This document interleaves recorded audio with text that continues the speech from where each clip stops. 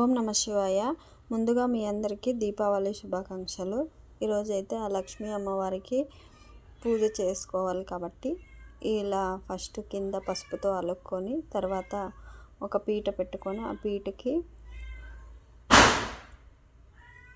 ముగ్గు వేసుకొని పసుపు కుంకుమ వేసుకొని తర్వాత ఒక ప్లేట్ పెట్టి ఆ ప్లేట్ మీద అమ్మవారిని అయితే ఇలా సిద్ధం చేసుకున్నాను.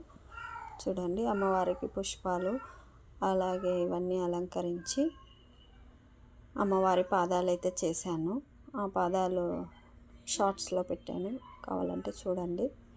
అలాగే నేను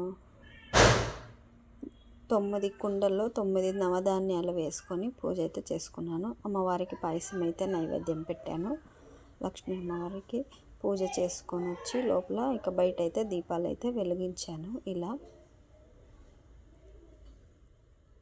అన్నట్టు నా శారీ ఎలా ఉందో ఒక్కసారి చెప్పండి కామెంట్లో. ఇప్పుడు ఆరెంజ్ పింక్ ట్రెండింగ్లో ఉంది కాబట్టి నేను ఇదైతే సెలెక్ట్ చేసుకున్నాను. ఈ దీపావళి పండగకి ఎలా ఉందో చూడండి. అలాగే ఈ స్కై దీపాలు అనమాట, ఆకాశ దీపం ఇలా వెలిగించాము మేము మా పిల్లలు. మా ఇంటి దగ్గర కొంచెం వర్షం పడుతుంది, అయినా పర్లేదు అనేసి వెలిగించాము. ఎలా వస్తుందో చూద్దామా మరి. చూడండి ఎంత బాగా పెయిన్ పోతుందో. అలాగే మా బాబు కోసం చిన్న చిన్న టపాసులు అయితే తీసుకొచ్చాము. మా బాబు అయితే కాలుస్తున్నాడు. ఇంకా పిల్లల ఆనందం కంటే మనకి ఏముంది చెప్పండి. అందుకోసం మా బాబు కోసం ఇలా పటాసులు అయితే తీసుకొచ్చాము. మేము కూడా చిన్న చిన్న సురసుర బత్లీలు, బొరుగులే, భూచక్ర ఇవన్నీ కాల్చుకున్నాము. నేను మా వారు.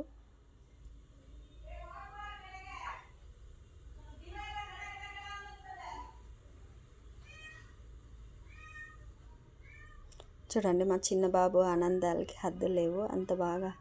అంత ఖుషి పడుతున్నాడు. ఏమంటే చూసుకోవాలి పిల్లల దగ్గరుండి మనము.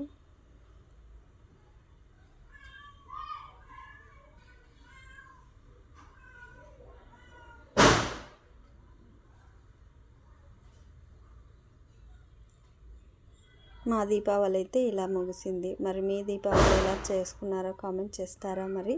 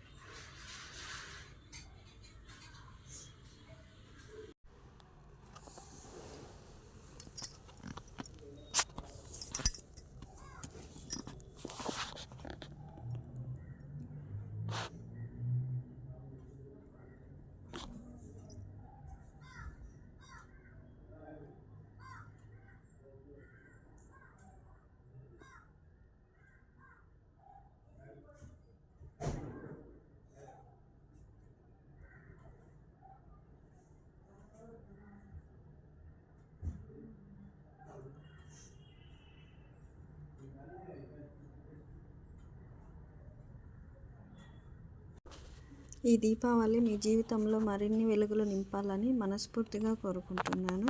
Subscribe to Kumari Ranga.